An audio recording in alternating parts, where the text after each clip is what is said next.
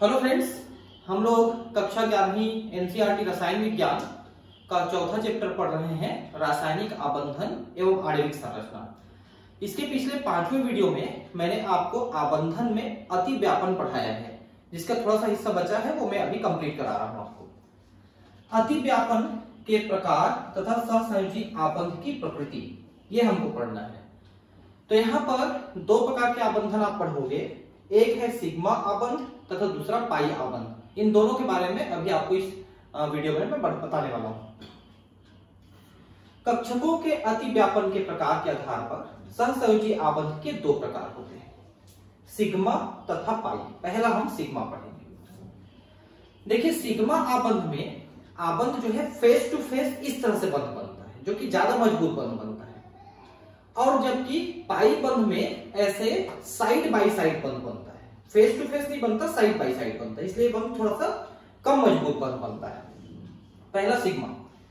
इस प्रकार का सहसंयोजी आबंध आबंधी कक्षकों के अंतरनाभिकी अक्ष पर सिरेवार यानी हेड ऑन, देखिए हेड ऑन मैंने कहा ना, सिरे सिरे में हेड ऑन अतिव्यापन या अक्षीय अतिव्यापन करते हैं। तो सीधा सीधा दो अक्ष या दो हेड ऐसे जुड़ सकते हैं, जैसे ये दोनों हेड यहाँ पर जुड़ गए, आप देख सकते हैं, या इसका हेड इसके साथ जुड़ करके यह सिग्मा बंध बनाया है। इस प्रकार का आबंध परमाणु कक्षकों के निम्नलिखित में से किसी एक प्रकार के संयोजन द्वारा बन सकता है।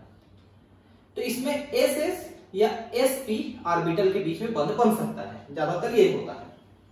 एस अतिव्यापन, इस प्रकार के संयोजन में दो अर्धवृत्त यानी हाफ फिल्ड यानी आधा भरा हुआ, ठीक है। जैसे कि मान लो किसी ऑर्बिटल में दो इलेक्ट्रॉन चाहिए तो उसमें एक इलेक्ट्रॉन है, ऐसे को हम अर्धपूरित कहते हैं। दो अर्धपूरित एस कक्षक में तो दो ही इलेक्ट्रॉन होते हैं, वैसे भी अंतरनाभिकी अक्ष पर अतिव्यापन करते हैं, मतलब सीधा नाभिक के अक्ष पे अतिव्यापन करेंगे, सीधा इस अक्ष पे, जैसा नीचे दिखाया गया है, ठीक है। दिख सकता है कि दो गोलाकार अक्ष, क्योंकि एस ऑर्बिटल गोलाकार होता है, तो सीधा सीधा आमने सामने अतिव्यापन कर रहे हैं। दूसरा है sp अतिव्यापन। इसमें एक s ऑर्बिटल जो गोलाकार है और एक p ऑर्बिटल जो डमरू के आकार का होता है, दोनों अतिव्यापन करते हैं हेड ऑन में। इस प्रकार का अतिव्यापन एक परमाणु की अर्धवृत्त s कक्षक और दूसरे परमाणु का अर्धवृत्त p कक्षक के बीच में होता है।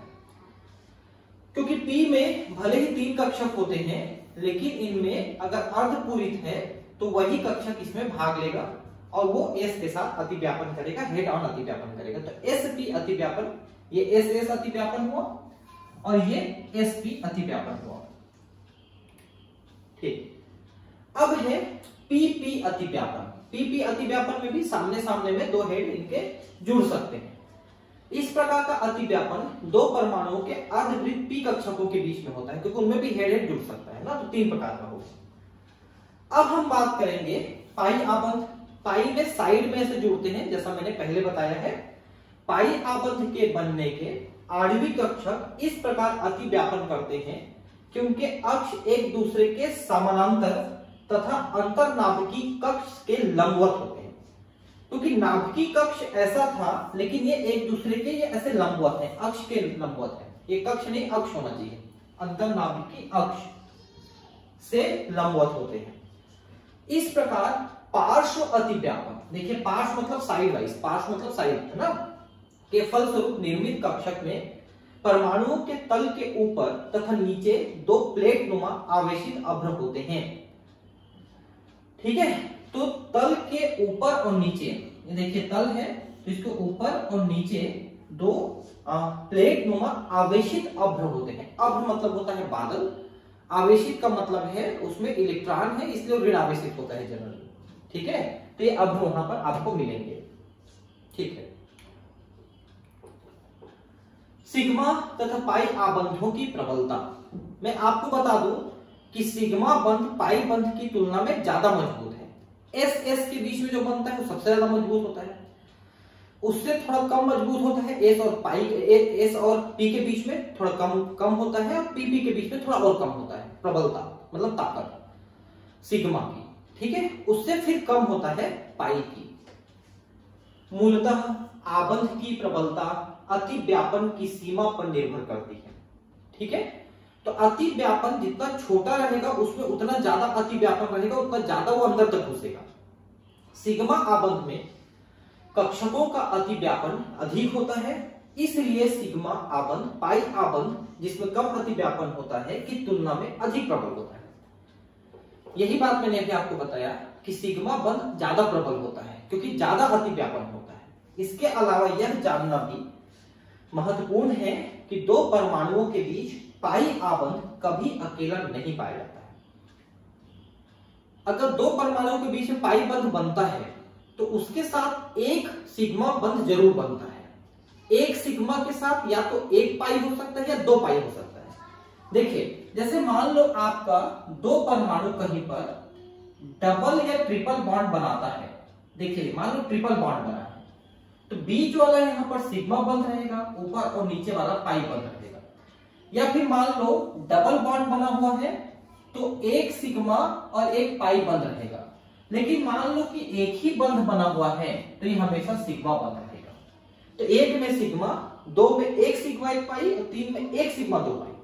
मतलब पाई कभी अकेले नहीं हो सकता, उसके साथ सिग्मा एक रहेगा ही रहेगा, भले ही एक सिग्मा के साथ एक पाई या दो पाई हो सकते हैं, ऐसा है। यह सदैव सिग्मा आबंध के साथ ही होता है। यह सदैव उन अणुओं पाया जाता है जिनमें द्विआबंध या त्रिआबंध उपस्थित होता है। द्विआबंध या त्रिआबंध वाले में ही पाई बंध बन सकता है। अब है संकरण। देखिए संकरण का मतलब क्या है? संकरण का मतलब यह होता है कि दो थोड़े विभिन्न स्वभाव वालों का मिलाप होता है तो उससे जो पैदा होता है वो दोनों के गुणों को लेके पैदा होता है, उसे हम संकरित कहते हैं। जैसे आप लोग हमेशा अपने घरों में सुनते होंगे बड़े बुजुर्गों से कि ए बच्चे लोग दूसरी जाति में शादी मत करना, नहीं तो तुम्हारा बच्चा वर्ण संकर पैदा होगा। क्योंकि आपकी जाति में जो जीन्स की विशेषताएं हैं और उसकी जाति में अलग जीन्स की विशेषताएं हैं, दोनों मिक्स हो जाएंगे तो जो बच्चा होगा ना आपकी जाति जैसा होगा ना उसकी जाति के जैसा होगा। इसलिए अपनी जाति में विवाह करने की अनुमति दी जाती है बुजुर्गों के द्वारा, जो कि बिल्कुल सही है। मैं इसके कभी भी साइंटिफिक कारण भी आपको बताऊंगा, ठीक है। तो मैं आपको ये बता रहा था संकरण यहां पर क्या है। देखिए संयोजकता कोश में कोई भी जो संयोजकता कोश है जो संयोजन करने में, बंध बनाने में, क्रिया करने में भाग लेता है, उसमें इलेक्ट्रॉन्स होते हैं। अब इलेक्ट्रॉन्स जो है S orbital, P orbital, D orbital, F orbital इनमें होते हैं। एक ही कोश में एस, पी, डी, एफ इनमें होते हैं वो इलेक्ट्रॉन। तो मान लो कोई इलेक्ट्रॉन एस ऑर्बिटल में है तो उसमें ऊर्जा सबसे कम रहती है, उससे थोड़ी ज्यादा पी, उससे थोड़ी ज्यादा डी, उससे थोड़ी ज्यादा एफ में होती है। तो मान लो इलेक्ट्रॉन एफ वाला बंध में भाग लेता है, डी वाला, पी वाला, एस वाला, तब तो इनकी ऊर्जा अलग अलग हो जाएगी। तब ऐसे बंध का स्थायित्व तो मुश्किल हो जाएगा। तो यह पाया गया कि जब कोई परमाणु रिएक्शन में भाग लेता है, क्रिया करता है, संयोजन करता है, तो इनके एस, पी, डी, एफ में जो इलेक्ट्रॉन है संयोजकता कोश में, वो इलेक्ट्रॉन अपनी ऊर्जा को पहले मिक्स करते हैं और बराबर बांट करके उतने सारे नए ऑर्बिटल बना लेते हैं। मान लो एक एस ऑर्बिटल और तीन पी ऑर्बिटल ये हैं, तो तीनों मिक्स हो जाएंगे तो टोटल 4 ऑर्बिटल निकलेंगे वहां से। चारों का नाम sp3 sp3 sp3 sp3 होगा। नहीं तो पहले क्या था, एक s ऑर्बिटल है, एक px है, एक py है, एक pz है, तीनों का अलग अलग चारों का अलग अलग डेफिनेशन था। लेकिन क्रिया करते समय चारों आपस में मिक्स हो गए और मिक्स होकर 4 ऑर्बिटल जब बने तो चारों का नाम sp3 sp3 sp3 sp3। अब चारों एक जैसे हो गए। समझे बात? क्रिया में भाग लेने से पहले जो संयोजकता कोश के अलग अलग ऑर्बिटल्स हैं, उनके अलग अलग इलेक्ट्रॉन्स हैं, वो ऑर्बिटल आपस में मिक्स होके उतने सारे नए ऑर्बिटल बनाते हैं और उनकी अलग अलग आइडेंटिटी खत्म हो जाती है, अलग अलग नाम खत्म हो जाता है, सबको एक ही नाम से जाना जाता है। ठीक है, इसे हम संकरण कहते हैं। इसका फायदा ये होता है कि चारों ऑर्बिटल में अब ऊर्जा स्तर बराबर है। नहीं तो पहले एस में कम, पी में ज्यादा, डी में ज्यादा, एफ में ज्यादा थे, लेकिन जब वो मिक्स होकर हाइब्रिड बना लिए तब उनमें सब में ऊर्जा का स्तर बराबर हो गया। अब उनको जब रिएक्शन करना रहेगा तो रिएक्शन करने में कोई दिक्कत नहीं होगा और बराबर उनका परिणाम आपको मिलेगा। ये मतलब उसका। मीथेन, अमोनिया, H2O जैसे बहुपरमाणुक अणुओं की विशिष्ट ज्यामिति आकृतियों को स्पष्ट करने के लिए पॉलिंग ने परमाणु कक्षकों के संकरण का सिद्धांत प्रतिपादित किया था। तो ये पॉलिंग का नाम कई बार हम पढ़ चुके, ये काफी बड़े वैज्ञानिक रहे हैं। पॉलिंग के अनुसार परमाणु कक्षक संयोजित होकर समतुल्य कक्षकों का समूह बनाते हैं। इन कक्षकों को संकर कक्षक कहते हैं। तो पहले जितने कक्षक हैं वो संयोजित हो जाते हैं और बराबर ऊर्जा वाले कक्षकों का निर्माण करते हैं, इनको संकर कक्षक कहते हैं। आबंध विरचन, विरचन मतलब बनना में, आबंध बनने में परमाणु शुद्ध कक्षकों के स्थान पर संकरित कक्षकों का प्रयोग करते हैं। क्योंकि शुद्ध कक्षकों में sp-df में ऊर्जा स्तर अलग अलग है, लेकिन जब वो संकरित हो जाते हैं तो सब में ऊर्जा स्तर बराबर हो जाता है। इस परिघटना को हम संकरण या हाइब्रिडाइजेशन कहते हैं। लगभग समान ऊर्जा वाले कक्षकों के आपस में मिलकर ऊर्जा के पुनर्वितरण द्वारा समान ऊर्जा तथा आकार वाले कक्षकों को बनाने की प्रक्रिया को संकरण कहते हैं। एक बात ध्यान रखेंगे कि संयोजकता कोष के जो sp-df है उनमें ऊर्जा स्तर में बहुत थोड़ा थोड़ा अंतर है और तभी वो हाइब्रिडाइजेशन करेंगे। अगर आप ऐसा सोचेंगे कि हम एक कोष, मान लो पांचवें कोष का चौथे कोष और तीसरे कोष के साथ हम हाइब्रिडाइजेशन कराएं, तो ये संभव नहीं है। एक ही कोष के जो कक्षक हैं sp-df ऑर्बिटल हैं उन्हीं में हाइब्रिडाइजेशन या संकरण होता है। उदाहरण के लिए कार्बन का एक 2s कक्षक तथा 3 2p कक्षक संकरण द्वारा 4 नए sp3 संकर कक्षक बनाते हैं। देखिए समझ लीजिए आप, यहां पर 2s नाम का एक ऑर्बिटल है, एक कक्षक है और 2p में 3 कक्षक होते हैं, px py pz, तो टोटल हो गए 4 कक्षक।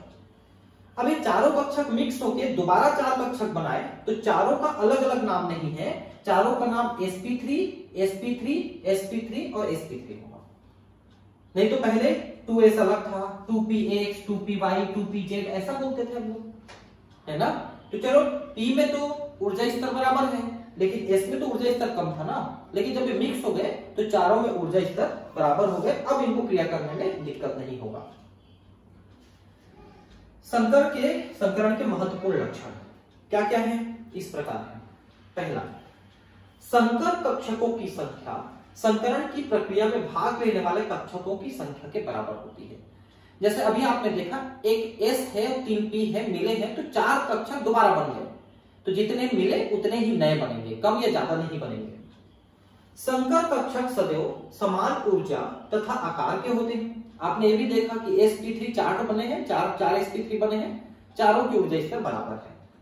संकर कक्षक स्थायी आबंध बनाने में शुद्ध कक्षकों की अपेक्षा अधिक सक्षम होते हैं। अगर हम sp-d अलग अलग बनाएंगे तो उतना सही आबंध नहीं बन पाएगा, मजबूत आबंध नहीं बन पाएगा, लेकिन अगर हम संकरण करके आबंध बनाते हैं तो बहुत अच्छा आबंध होता है। संकर कक्षक स्थायी व्यवस्था पाने के लिए त्रिविम में विशिष्ट दिशाओं में निर्देशित होते हैं, इसलिए संकरण का प्रकार अणु की ज्यामिति दर्शाता है। जब ये संकरित कक्षक बन जाते हैं ना तो एक दूसरे से बराबर दूरी में इस तरह से व्यवस्थित हो जाते हैं कि उनसे एक निश्चित आकार प्राप्त होता है, एक निश्चित ज्यामिति प्राप्त होती है अणु की, और इसलिए हमको ऐसे अणुओं की निश्चित आकार या ज्यामिति मिलती है, क्योंकि संकर कक्षक वैसे होते हैं, वैसी आकृति के होते हैं। संकरण की मुख्य परिस्थितियां क्या क्या है। पहला, परमाणु के संयोजकता कक्ष के कक्षक संकरित होते हैं। हमेशा ध्यान रखिए, संयोजकता कोष उस कोष को कहते हैं जिसके इलेक्ट्रॉन क्रिया करने में, बंध बनाने में भाग लेते हैं। उसी संयोजकता कोष के में ही संकरण होगा, उसके ऑर्बिटल्स में sp-df में संकरण होगा। संकरित होने वाले कक्षकों की ऊर्जा लगभग समान होनी चाहिए, क्योंकि एक कोष, जैसे चौथे कोष या पांचवें कोष की हम बात करें तो उसके अंदर, मान लो पांचवें कोष के अंदर sp और df है, उनकी ऊर्जा में थोड़ा थोड़ा अंतर है, s का कम, p का ज्यादा, d का ज्यादा, f का ज्यादा, तो थोड़ा थोड़ा अंतर है ना, बहुत ज्यादा अंतर नहीं है, लेकिन उसमें अगर आप मुख्य कोष ही बदल दिए तो ऊर्जा में ज्यादा अंतर आ जाएगा। इसलिए एक ही कोष के ऑर्बिटल संकरण में भाग लेते हैं। कुछ में पहले कोष या बाद के कोष भी भाग लेते हैं, लेकिन उनमें भी ऊर्जा स्तर में ज्यादा अंतर नहीं होता, वो भी हम समझेंगे। लेते हैं अलग अलग कोष वाले भी, लेकिन कम ऊर्जा अंतर वाले। संकरण के लिए इलेक्ट्रॉन का उत्तेजन आवश्यक नहीं है। इलेक्ट्रॉन का उत्तेजन का मतलब क्या है कि जहां पर होना चाहिए, जैसे मान लो कि एक आपने देखा कि ये S में 2 इलेक्ट्रॉन है और P में 2 इलेक्ट्रॉन है, एक इलेक्ट्रॉन यहां पर कम है, तो यहां से निकल के यहां चला गया, यहां से निकल के यहां चला गया, तो ऐसे को उत्तेजन अवस्था कहते हैं। तो ये जरूरी नहीं कि उत्तेजन करे संकरण के लिए, उत्तेजन करके भी संकरण कर सकता है और बिना करे भी कर सकता है, क्योंकि उन सबको एक साथ मिक्स होना ही है। ठीक है, यह आवश्यक नहीं है कि केवल अर्धवृत्त कक्षक ही संकरण में भाग ले। वहां पर आपने अर्धपूरित करने के लिए, अर्धवृत्त करने के लिए आपने उत्तेजित किया था, वो करने की जरूरत इसीलिए नहीं पड़ रही। देखिए, कभी कभी संयोजकता कक्ष के पूर्ण वृत्त तथा खाली कक्षक भी संकरित हो सकते हैं, जिनमें पूरा भरा हो, पूरा खाली हो, आधा भरा हो, आंशिक भरा हो, कुछ भी हो, सभी कक्षक संकरण में भाग ले सकते हैं। अब संकरण के प्रकार, इसमें आपको क्या क्या याद रखना है? एक तो हर प्रकार के संकरण के उदाहरण आपको ध्यान रखना है। दूसरा, उनसे बनने वाले अणुओं की आकृति को ध्यान रखना है। ठीक है, समझ में तो बहुत आसानी से जाएगा, कोई दिक्कत नहीं। अब देखिए, पहला है sp संकरण। इसका मतलब है इस संकरण में केवल एक s ऑर्बिटल और एक p ऑर्बिटल भाग लिए हैं, 2 ऑर्बिटल, और 2 ऑर्बिटल ही नए बनेंगे और दोनों को हम sp कहेंगे। इस प्रकार के संकरण में एक s तथा एक p कक्षक संकलित होकर 2 समान sp संकर कक्षकों का निर्माण करते हैं। z अक्ष पर संकरण कक्षकों को पाने हेतु sp संकरण के लिए s तथा pz कक्षक उपयुक्त होते हैं। p में 3 होते हैं, px, py, pz। तो अगर pz है कक्षक तो ये संकरण आपको आसानी से मिलेगा। ये थोड़ा ध्यान रखेंगे, ये लाइन ना, ये इसमें से एक क्वेश्चन बनता है। प्रत्येक sp संकर कक्षक में 50% s लक्षण तथा 50% p लक्षण होता है। जब ये संकर कक्षक बन जाता है तो 50-50% दोनों के लक्षण यहां पर आपको दिखेंगे। यदि किसी अणु में केंद्रीय परमाणु के संयोजकता कक्ष के कक्षक sp संकलित होते हैं तथा 2 परमाणु से आबंध बनाते हैं तो अणु की रैखिक ज्यामिति होती है, क्योंकि इसके पास 2 कक्षक हैं, दोनों से वो एक एक परमाणु और से जुड़ सकता है। तो टोटल जैसे मान लो ये कोई A नाम का कोई परमाणु है, तो ये एक तरफ B से और एक तरफ C से जुड़ सकते हैं, क्योंकि इनके पास 2 कक्षक है जोड़ने के लिए। sp एक कक्षक है, sp दूसरा कक्षक है, तो दोनों से जुड़ेगा तो सीधा सीधा एक रैखिक संरचना यहां पर बन रही है। अभी देखेंगे। इस प्रकार के संकरण को विकर्ण संकरण भी कहते हैं। सीधे सीधे बन रहा है तो विकर्ण। ठीक है, sp संकर कक्षकों के 2 उभरे हुए धन लोब यानी पाली तथा अत्यंत छोटे ऋण लोब विपरीत दिशाओं में z अक्ष की ओर दृष्ट होते हैं। इसके कारण से प्रभावी अतिव्यापन होता है। इसके फलस्वरूप प्रबलतर आबंध निर्मित होते हैं। तो आप देख सकते हैं sp 2 ऑर्बिटल मिले हुए हैं, तो p वाला बड़ा, s वाला छोटा गोला ऑर्बिटल है, तो दोनों यहां पर दिखेंगे। ऐसा अतिव्यापन अब जब ये किसी के साथ जुड़ेगा, बंध बनाएगा, sp ऑर्बिटल बंध बनाएगा, तो बहुत मजबूत बंध बनाएगा, है ना। अब इसके उदाहरण देखते हैं। तो एक है पहला BeCl2। तो अब बेरिलियम कितना का होता है? बेरिलियम में 4 होते हैं।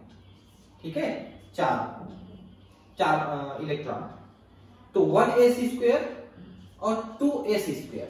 देखिए ध्यान से, तो पहले तलस्थ अवस्था में बेरिलियम का इलेक्ट्रॉनिक विन्यास 1s² 2s² होता है।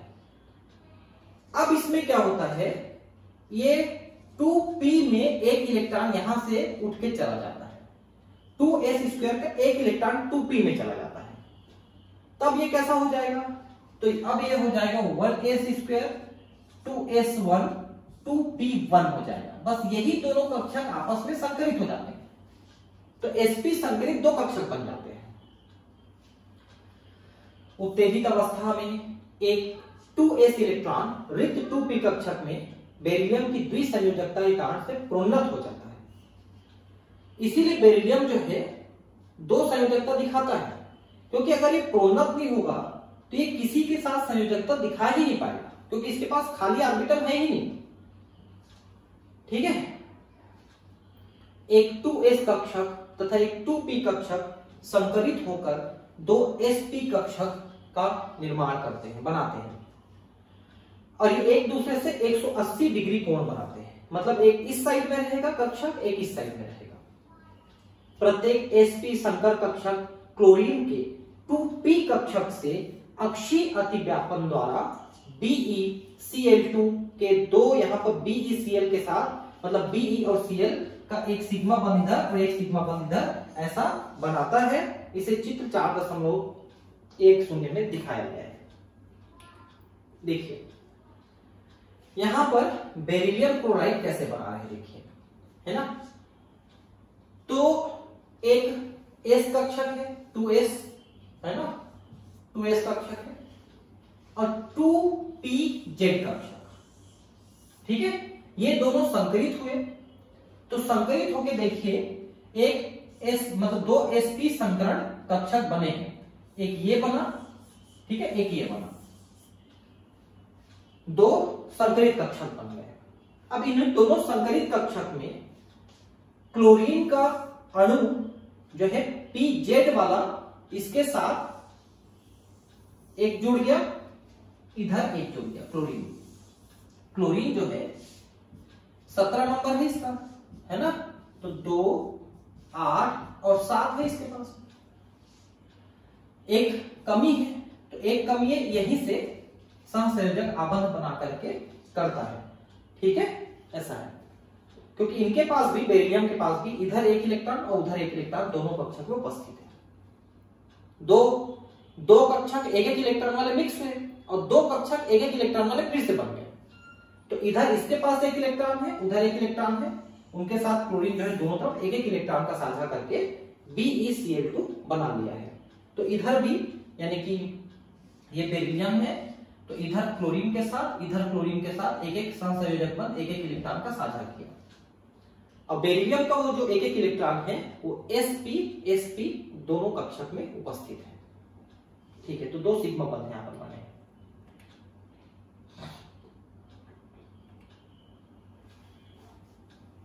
ठीक है, नेक्स्ट sp2 संकरण। अब यहां पर नाम से समझ में आ रहा है कि s का एक ऑर्बिटल और p के दो ऑर्बिटल मिल करके यहां पर संकरण करेंगे। तो देखिए लिखा है एक s कक्षक और दो p कक्षक संकरित होकर 3 sp2 संकरित। अब चूंकि 3 मिक्स हुए हैं तो 3 नए बनेंगे, सीधी सी बात है।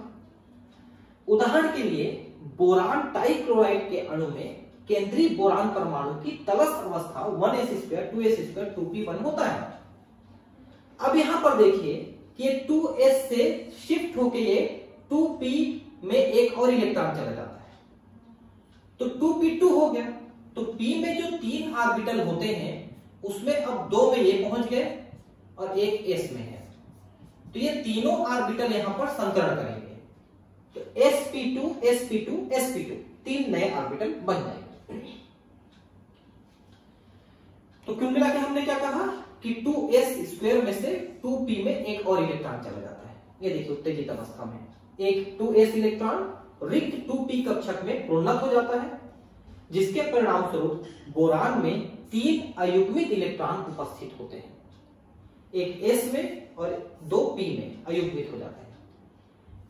अब इनमें तीनों ऑर्बिटल कौन कौन सा, 2s का एक और 2p के 2 कक्षक संकरित होकर sp2 के 3 संकर कक्षक बनाते हैं।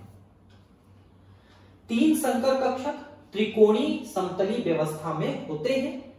ये हमने पहले भी पढ़ा इनके अणु की संरचना में। क्या लिखा हमने, 3 संकर कक्षक त्रिकोणीय समतली व्यवस्था में होते हैं तथा क्लोरीन परमाणुओं के 2p कक्षकों से अतिव्यापन कर 3 Be मतलब बोरान क्लोराइड आबंध बनाते हैं। इसलिए BCl3 चित्र में अणु की त्रिकोणीय समतली ज्यामिति होती है और ये आबंध 120 डिग्री का होता है। चलिए इसको भी देख लेते हैं। ये देखिए यहां पर कैसे हुआ है, देखिए यहां पर एस, पी और पी, ठीक है, दो ऑर्बिटल यहां पर पी के कौन कौन से, जेड और एक्स मिल गए हैं। तो ये देखिए, ये एक्स ऑर्बिटल है, ये जेड ऑर्बिटल है, ठीक है। कौन कौन से, जरा ध्यान से देखेंगे, नीले कलर में आप देखिए, ये एक ऑर्बिटल हुआ जेड वाला, और ये एक ऑर्बिटल हुआ एक्स वाला, ठीक है। ये दो ऑर्बिटल हो गए पी के, एक्स और पी वाई वाले, और ये जो काले रंग में दिख रहा है ये ऑर्बिटल है एस ऑर्बिटल, 2s ऑर्बिटल। तो एक ऑर्बिटल ये, एक ऑर्बिटल ये, और एक ऑर्बिटल एक गोलाकार वाला, तीन ऑर्बिटल यहां पर मिक्स हुए हैं। कौन कौन से हैं, एस, पी एक्स और पी जेड। ये पी एक्स लिखा है और ये पी जेड लिखा है, जरा ध्यान देंगे इसको। और जब ये संकरित हो गए तो यहां पर देखिए कि तीन ऑर्बिटल बने, फिर से एक s और दो p मिलकर के sp2 के तीन ऑर्बिटल। कौन कौन से देखिए, एक ये ऑर्बिटल है जिसका एक छोटा भाग ये है, एक ये ऑर्बिटल है जिसका छोटा भाग ये है, और एक ये ऑर्बिटल है जिसका छोटा भाग ये है। ये हम बड़ा और छोटा क्यों दिखाते हैं पता है ना आपको, इलेक्ट्रॉन क्लाउड है एक्चुअली। इलेक्ट्रॉन ज्यादातर समय इस दिशा में, इस दिशा में या इस दिशा में रहता है, इधर इधर कम आते हैं। तीनों ऑर्बिटल में 120 डिग्री का कोण है। अब तीनों वैसे ही एक एक इलेक्ट्रॉन तीनों के पास है, जैसा हम पहले देख चुके हैं, संकरण के पहले भी था। ये तीनों एक एक क्लोरीन के इलेक्ट्रॉन के साथ बंध बनाएंगे, ठीक है, और तीन क्लोरीन यहां पर जुड़ गए। ये देखिए, तीन क्लोरीन का यहां पर p ऑर्बिटल जुड़ गया, तो तीन सिग्मा बंध बने हैं। तो बोरान के साथ तीन क्लोराइड जो है इस तरह से 120 डिग्री में जुड़े हुए हैं एक दूसरे से, ठीक है। तो sp2 हाइब्रिडाइजेशन में BCl3 याद रखिए, उसमें BeCl2 था, इसमें BCl3 है। ध्यान से इनको याद करते जाइए और इनकी संरचना को बनाना सीखते जाइए, नहीं तो इसके बिना आपका मुश्किल है। अब है sp3 संकरण, जिसमें एक S और तीन P मिलकर के चार बनाएंगे sp3 sp3 sp3 sp3। और इसको हम मीथेन अणु के उदाहरण द्वारा समझ सकते हैं। इसमें एक S और तथा तीन P कक्षकों के संकरण से चार sp3 संकरित कक्ष बनते हैं। ये कक्षक समान ऊर्जा और आकार के होते हैं। प्रत्येक sp3 कक्षक में 25% S का और 25-25-25 तीन P कक्षक के, यानी 75% P कक्षक हो गए। sp3 संकरण द्वारा प्राप्त चार sp3 संकर कक्षक चतुष्फलक के चार कोणों के होते हैं। बराबर ऊर्जा के हैं, बराबर दूरी में जाएंगे जो चतुष्फलक हो जाएंगे, जैसा चित्र में दिखाया गया है, ठीक है। और इनके बीच का कोण 109.5 डिग्री होता है, ठीक है। देखिए, अब इनको आपको जरा ध्यान से देखना है कौन कौन से हैं। इसमें sp y और z तीनों हैं, ठीक है। तो यहां पर जो नीले कलर में है, ऐसे ऊपर की तरफ जो बना हुआ है नीले कलर में, ऐसा वाला जो है वो हो गया x, ठीक है। और ऐसा करके इधर बना हुआ है वो है y, और ऐसा करके इधर बना हुआ है वो है z। s मतलब x है, ये y वाला है और ये z वाला है।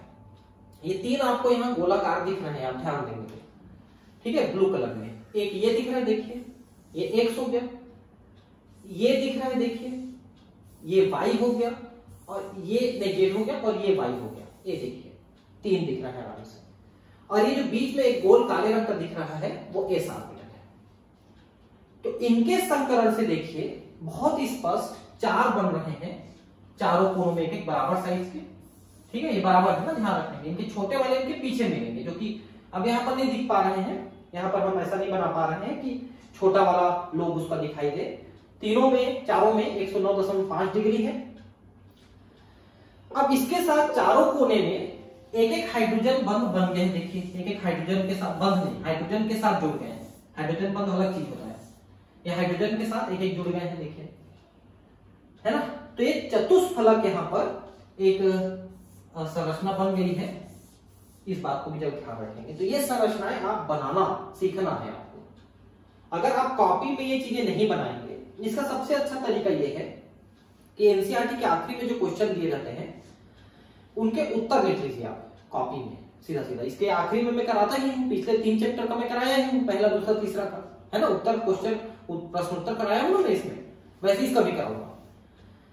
तो उसको देख करके आप उसके उत्तर लिखिएगा और कॉपी में कंप्लीट करिएगा। मैं आपको बताऊं कि अगर आपको सफल होना है तो मेहनत करना पड़ेगा, मेहनत का कोई शॉर्टकट नहीं है। कई बच्चे मुझे मैसेज करते हैं कि सर इसका शॉर्टकट क्या है, इसको याद करने का शॉर्टकट क्या है। भाई मैंने आज तक कोई शॉर्टकट नहीं सीखा है, शॉर्टकट वाले शॉर्ट ही रह जाते हैं। आप लॉन्ग कट का मतलब ये नहीं है कि आप जबरदस्ती कोई चीज को लॉन्ग करते जाएं, लेकिन याद करना है, लिखना है, मेहनत करना है, उसका कोई शॉर्टकट नहीं है। इस बात को ध्यान रखिएगा, ठीक है। NH3 और H2O की संरचनाओं की व्याख्या भी sp3 संकरण द्वारा की जा सकती है। अब NH3 में देखिए नाइट्रोजन का जो तलस्थ रूप है, नाइट्रोजन में 7 है, तो 7 में 1s2 2s2 2p1 2 3 ऐसा है, ठीक है। अब इसमें sp3 संकरण कक्षकों में ये भाग लेंगे पूरा, लेकिन ध्यान देंगे ये कि जब इसमें 2s कक्षक संकलित होगा जरूर, संकरण भाग लेगा जरूर, लेकिन ये ऑलरेडी भरा हुआ है, इसलिए ये बंध नहीं बनाएगा।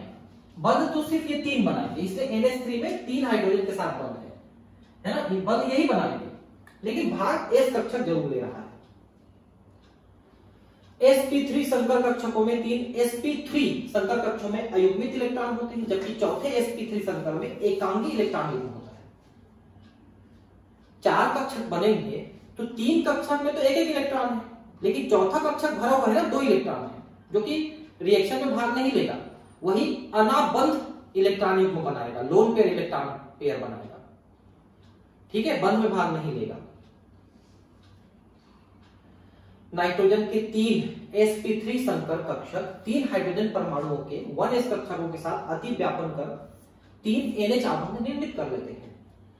हम जानते हैं कि एकाकी युग्म तथा आबंधी युग्म के बीच आबंधी युग्म की अपेक्षा प्रतिकर्षण आबंधी युग्म की अपेक्षा अधिक होती है। मतलब ये रिपेल करेगा ना, जो अनाबंधी है वो रिपेल कर देगा उनको, ठीक है। इसके परिणाम स्वरूप NH3 के अणु में आबंध कोण 109 से घट के 107 हो जाता है। पिछले वीडियो में मैंने बताया था कि एकाकी वाला ऐसा दबाएगा और आबंध वाला ऐसा फैलाएगा, तो दबाने वाला ज्यादा पावरफुल हो गया, तो फैल करके 109 होना था, वो थोड़ा दबा दिया गया तो 107 हो गया, और दबाएंगे तो 104 तक उतरता है। ये पिछले वीडियो में मैंने ठीक से बताया है, आप उस वीडियो को अगर देखे हैं तभी ये समझ में आएगा आपको।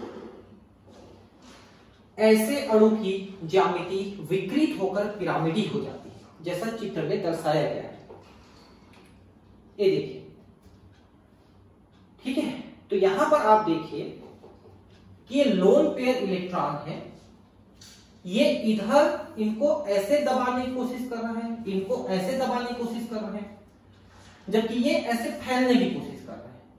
तो दबाने वाला ज्यादा पावरफुल है, इसमें फैलाने वाला कम पावरफुल है, तो ऐसे ज्यादा दब गया, इसलिए यहां पर डिग्री 109.5 की बदले 107 हो जाता है, 2-2.5 डिग्री ये ज्यादा दबा दिया उसको, ठीक है। अब जल के अणु में देखते हैं। जल के अणु में ऑक्सीजन परमाणु के 4 संयोजकता कक्ष 2s तथा 3p कक्षक संकरण द्वारा 4 sp3 संकर कक्षक बनाते हैं। ऑक्सीजन का देखिए, ऑक्सीजन का 8 है, ठीक है, तो 1s2 2s2 2p 2 4 और ये 4 हो गया। तो यहां पर अगर 2s और 2p को देखें तो 2s ऐसा है और 2p ऐसा है, और जब ये संकरण में भाग लेंगे तो ये सभी मिलकर के 4 कक्षक जरूर बनाएंगे, लेकिन इसमें सिर्फ 2 कक्षक ऐसे रहेंगे जिसमें कोई बंध बन सकता है, बाकी 2 कक्षक में बंध नहीं बनेगा क्योंकि इसके इलेक्ट्रॉन जोड़े वहां पर ऑलरेडी हैं। तो जैसे आपने नाइट्रोजन में एक लोन पेयर देखा, यहां पर 2 लोन पेयर देखेंगे आप, ऑक्सीजन में 2 लोन पेयर देखेंगे। देखिए, एक लोन पेयर ये और एक लोन पेयर ये इसको इधर से दबाएगा, ये इसको इधर से दबाएगा, ये दोनों भी एक दूसरे को दूर भेजेंगे, तो कुल मिला के ये ज्यादा दब जाएगा। भले ये फैलाने की थोड़ी कोशिश कर रहे हैं लेकिन ये दब जाएंगे, ऐसे ज्यादा दबेंगे। तो जहां 109 होना चाहिए 109.5, आपने अमोनिया में देखा था कि वो 107 हो गया था, यहां पर और ज्यादा हो। 107 कब हुआ था? जब एक ही पेयर ने दबाया था, यहां तो 2 पेयर दबा रहे हैं, तो और कम होके 104 डिग्री हो जाता है।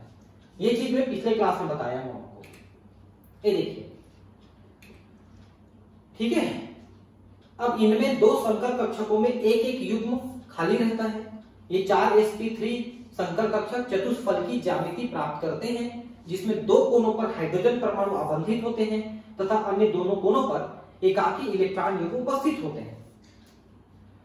ठीक है, तो 2 कोने में हाइड्रोजन जोड़ने के लिए है और 2 कोने तो खाली युग्म रहेंगे, क्योंकि पहले से 2-2 इलेक्ट्रॉन है इसमें। इस अणु में आबंध कोण 109.5 से घटकर 104.5 हो जाता है। देखिए, 5 डिग्री कम हो गया। अणु V आकृति अथवा कोणीय ज्यामिति ग्रहण कर लेता है। ठीक है, तो यहां पर जब नाइट्रोजन आपने देखा था तो एक ही लोन पेयर ने दोनों तरफ से दबाया था तो कम दबा पाया था, 109 को 107 में उतारा था। लेकिन यहां पर ऑक्सीजन में 2 जने ने दबाया है दोनों तरफ से, तो ज्यादा दबा दिया तो और कम होकर 104.5 हो गया है। ये बताया इसने। ठीक है, 1 मिनट पानी पी लो फिर आगे बढ़ते हैं।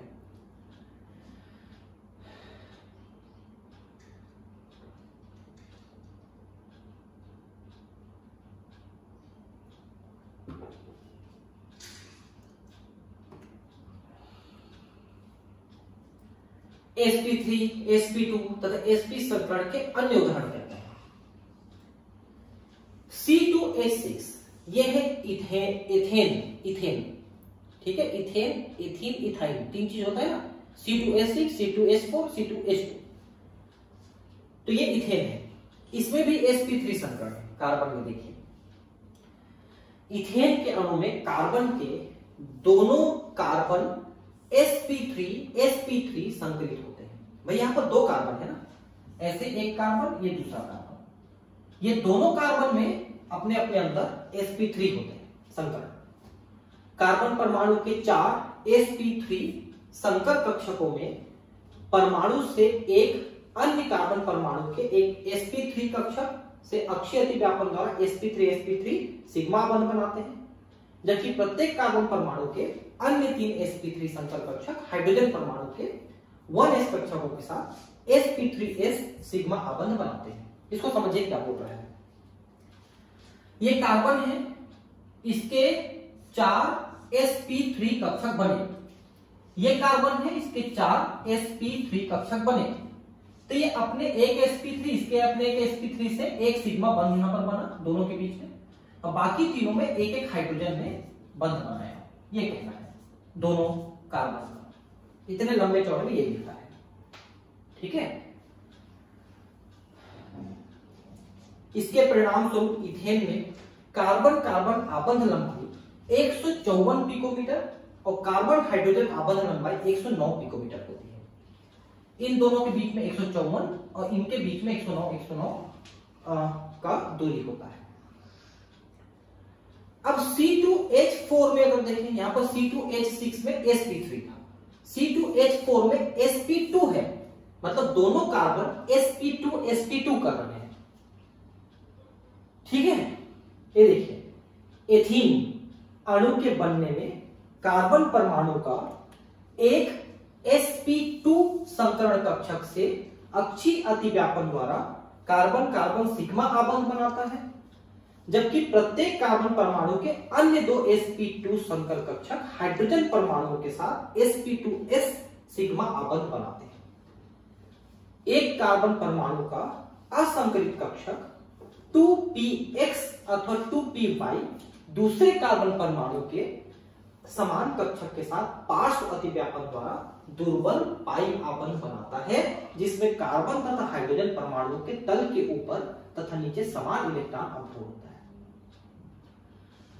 इसमें आपने देखा, जैसे कार्बन का आप समझिए, पहले कार्बन का 6 नंबर है, 1s², 2s², 2p2 है यहां पर। तो सबसे पहले ये उत्तेजित अवस्था में जाता है और 2s2 का 2p2 के साथ चला जाता है। तो अब ये उत्तेजित अवस्था में कैसा हो जाएगा, 1s², 2s1, 2p3, ठीक है, ऐसा हो गया।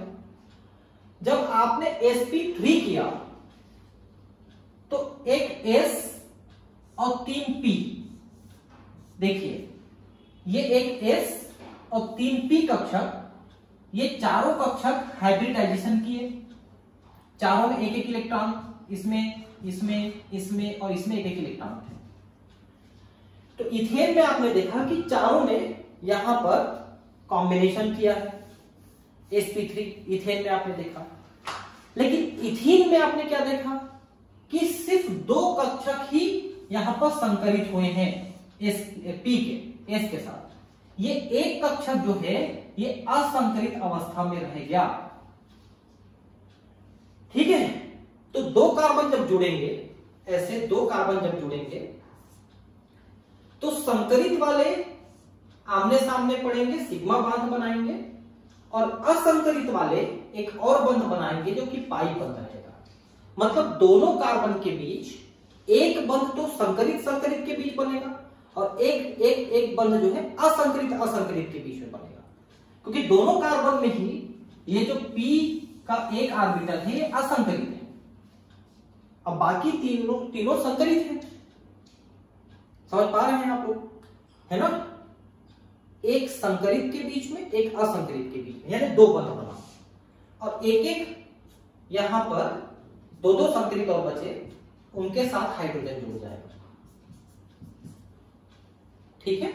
ऐसा है हर कार्बन के साथ, फिर से मैं बता रहा हूं, हर कार्बन के साथ जो है 3 संकरित और एक असंकरित कक्षक है, ठीक है। तो जो संकरित कक्षक है उनमें से एक एक का प्रयोग करेगा और एक एक जो असंकरित है उनका प्रयोग करेगा, दोनों कार्बन आपस में जुड़ने के लिए। तो एक संकरित यूज हो गया और एक असंकरित यूज हो गया। अब बचे क्या, 2 संकरित वाले। तो 2 संकरित वाले हाइड्रोजन के साथ और ये 2 संकरित वाले हाइड्रोजन के साथ, ऐसा जुड़े, ठीक। तो इस प्रकार CC के बीच एथीन में मध्य में एक sp2 संकरित कक्षकों में सिग्मा बंध बनता है, तथा एक पाई आबंध जिसकी लंबाई थोड़ी कम होती है p कक्षकों के मध्य होता है, जो असंकरित होते हैं, जो संकरण में प्रयोग नहीं हुए एवं अणु के तल के लंबवत होते हैं, सीधे नहीं होते, ऐसे लंबवत होते हैं, इसलिए साइड बाई साइड जोड़ेंगे। CH आबंध में sp2s सिग्मा बंध आबंध की लंबाई 108 होता है, वहां पर 109 था, एथेन में 109 था, यहां पर 108 हो गया। और HCH एवं HCC आबंध कोण क्रमशः 117.6 और 121 डिग्री होता है, ठीक है। तो इनको चित्र में दर्शाया गया है, देखिए चित्र देख के हम इसको समझने की कोशिश करते हैं। ये देखिए एथीन में, ठीक है, ये देखिए ये एक कार्बन है, ठीक है, ये एक कार्बन है, ये एक कार्बन है, ठीक है। तो कार्बन में आप देख सकते हैं कि पहले तो 3 संकरित कक्षक आप देख रहे हैं, तीनों संकरित कक्षक है ना कार्बन के लिए, तीनों एक तो आपस में और एक एक हाइड्रोजन के साथ एक बंध बना लिया, सिग्मा बंध। लेकिन इसी कार्बन में ये देखिए बंध बनाने के बाद ये आ गया, इसी कार्बन में एक एक असंकरित कक्षक भी है जो लंबवत है, तो ये लंबवत में आपस में बंध बना लिया, एक ही बंध है ना, वो ऊपर नीचे दिखा रहे हैं, मतलब कभी ऊपर बंध कभी नीचे बंध, एक ही बंध है। तो इस तरह से टोटल 2 बंध कार्बन के बीच में और एक एक बंध हाइड्रोजन के साथ इनका बना, ठीक है। देखिए सीधे बंध बना, ये सिग्मा है, साइड साइड में बंध बना, ये एक ही पाई है, और इनका आपस में हाइड्रोजन बंध भी बना हुआ है, ठीक है। तो इस बंध को आप इस तरह से दिखा सकते हैं, सिग्मा बंध तो सीधा सीधा, और पाई बंध के लिए आपको ये लोब आपको दिखाने ही पड़ेंगे, ठीक है, तो लोब दिखा दीजिए, या इस तरह से आप प्लेट जैसी संरचना भी आप बना सकते हैं पाई बंध के। मुझे लग रहा है आपको थोड़ा थोड़ा समझ में आ रहा होगा संकरण क्या है। ठीक है, अब इथाइन का हम पढ़ेंगे। इथाइन का, इथाइन में देखिए कार्बन में उत्तेजित अवस्था का मैं बता रहा हूं सीधा सीधा, 1s2 2s1 2px1 py1 और pz1 आया, एक ना एक आया, मतलब 2p2 2p3 है ना। तो ये 2s1 और ये 3 है ना p का। तो शुरू में आपने इन तीनों को इसके साथ संकलित किया था, फिर 2 को संकलित किया, अब सिर्फ 1 को संकलित करेंगे, यानी यहां पर sp संकरण मिलेगा, बाकी दोनों असंकलित हो गए। ठीक है, तो कार्बन में 2 संकलित ऑर्बिटल और 2 असंकलित ऑर्बिटल, 4 ऑर्बिटल यहां पर भी है, लेकिन 2 संकलित और 2 असंकलित है किसी एक कार्बन में।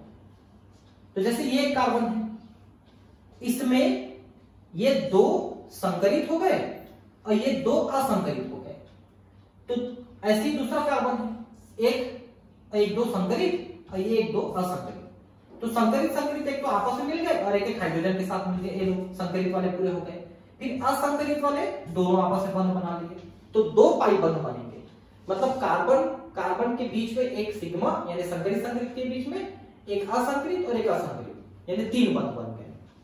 ये देखिए, ये कार्बन का एक संकलित इधर दूसरे कार्बन के संकलित के साथ और एक इधर हाइड्रोजन के साथ, इसका भी एक हाइड्रोजन के साथ। ठीक है, और ये देखिए ये 2, एक ये हो गया और एक ये हो गया, ये असंकलित है, दोनों असंकलित है, एक ये और एक ये असंकलित। वैसे ये ए और एक असंकलित। तो अपने पैरेलल वाले के साथ, जैसे px वाला इधर के px वाले के साथ और py इधर के py वाले के साथ, ये पाई बंध बनाएंगे। तो कार्बन के बीच में यहां पर 3 बंध बना, बीच वाला सिग्मा, ऊपर वाला पाई और नीचे वाला पाई। पाई वाला असंकलित से और सिग्मा वाला संकलित से बंध बनता है। ये इथाइन का है। ठीक है, C2H2 में sp संकरण कैसे होता है बताया मैंने। इथाइल अणु के बनने में दोनों कार्बन परमाणु sp संकरण दर्शाते हैं, उन पर 2 असंकलित 2py तथा 2px कक्षक होते हैं। अब इसमें 2 असंकलित बचे। ठीक है, तो पहले तीनों संकलित हुए, फिर 2 संकलित हुए, फिर 1 संकलित हुआ p में से। ठीक है, ऐसा है।